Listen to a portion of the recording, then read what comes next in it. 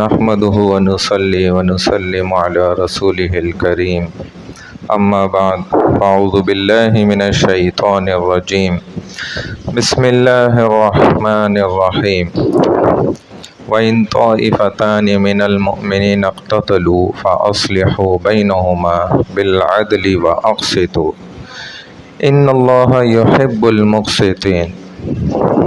دین وہ ہے جو رسول اللہ صلی اللہ علیہ وسلم نے ہمیں عطا فرمایا۔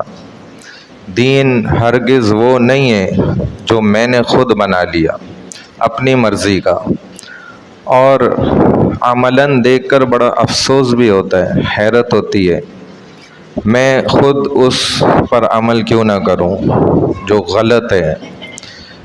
ہمارا دین کیا ہے؟ بڑا زبردست، رسول اللہ صلی اللہ علیہ وسلم نے جو سکھلایا کہ نماز کے لیے بھی آ رہے ہیں اور دیکھ رہے کہ راستے میں نا دو شخص جھگڑ لیں۔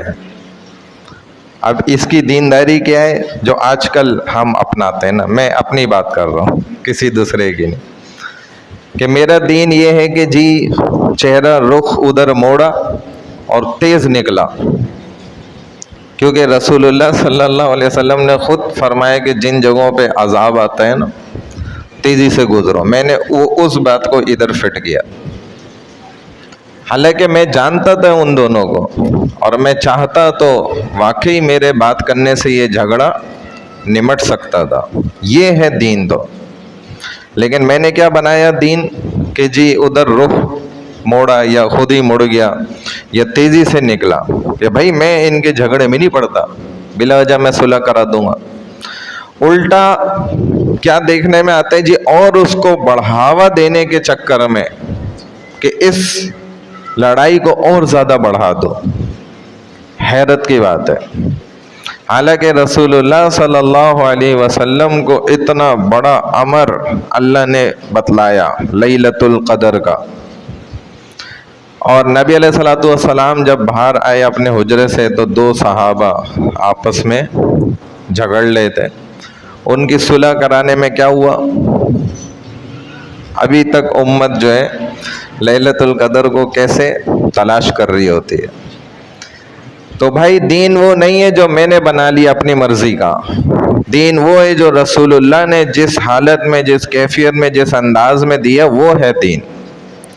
خود ہمارے استاد مفتی صاحب جو ہے نا، ایک بقول عوام کے نا ایک بڑے اللہ والے بزرگ، ابھی بھی بڑے مشہور ہیں، میں نام نہیں لوں گا چونکہ برائی کی بات ہے نا، اور کراچی کی بات ہے، تھوڑا سا فاصلے پر ہی ہے۔ تو بیٹھے ہوئے تھے اور مغرب کی اذان ہو گئی، حالانکہ بچپن سے ان سے بڑا تعلق تھا ہمارے استاد جی کا۔ تو مغرب کی اذان ہوئی، استاد جی ہمارے جو ہے کھڑے ہو گئے بھائی نماز کے لیے، مسجد بھی بنائی ہوئی ہے اندر، جامع مسجد۔ تو وہ حضرت فرمانے لگے کہ آپ کو ابھی تک نماز پڑھنی پڑتی ہے، بڑے انداز میں نا، کہ ابھی تک آپ نماز پڑھتے ہو۔ تو مفتی صاحب کہنے لگے ہیں کیا مطلب؟ سمجھ نہیں آئی آپ کی بات؟ کہہ رہے اب ہمیں تو نماز پڑھنے کی ضرورت ہی نہیں ہے، ہمیں تو نماز پڑھنے کی۔ تو مفتی صاحب کے سامنے پہلی دفعہ یہ چیز آئی، یار میرا بچپن کا دوست ہے، اس کو کیا ہو گیا؟ ایک دم صوفی بن گیا نا ایسا زبردست، اور بڑا مشہور ہے، میں نام لوں گا آپ سب جانتے ہوں گے، اس لیے میں نام نہیں لے رہا، نہ جگہ بتا رہا ہوں۔ تو کہنے لگے کہ ہم تو بس ابھی ذکر کروں گا ساری نمازیں پوری ہو جائیں گی۔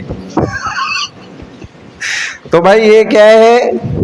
یہ اپنا دین بنایا، یہ رسول اللہ کا خدا کی قسم دین نہیں ہے۔ تو مفتی صاحب نے فرمایا کہ رسول اللہ صلی اللہ علیہ وسلم تو آخری وقت تک دو صحابہ سے سہارا لے کے کھچ کر جا رہے ہیں نماز پڑھنے، اور حضرت عائشہ رضی اللہ تعالیٰ عنہ فرما رہی ہیں کہ ان کے قدموں کے نشان میں خود دیکھ رہی تھی مٹی پر کیسے گھسٹ رہے تھے، نشان پڑھ لیتے۔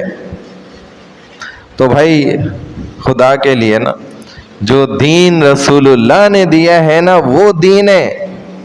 دین وہ نہیں ہے جو میں آپ اپنا دین بنا لیا خود ہی، میں دین میں بھی وہ فلانے کو کاٹتا رہوں، جی وہ فلانے کو کاٹتا رہے، وہ اس جماعت والے کو کاٹتا رہے، وہ اس کے پیچھے لگا رہے، یہ دین نہیں ہے۔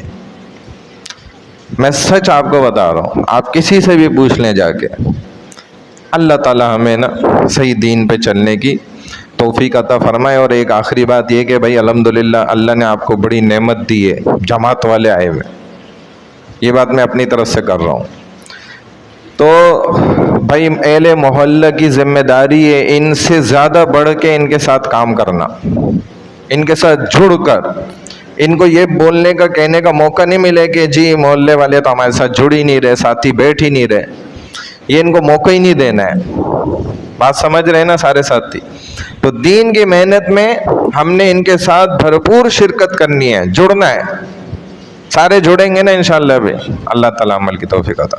سبحان اللہ و بحمدہ، سبحانک اللہم و بحمدک، نشہد ان لا الہ الا انت، نستغفرک و نتوب الیک، برحمتک یا ارحم الراحمین۔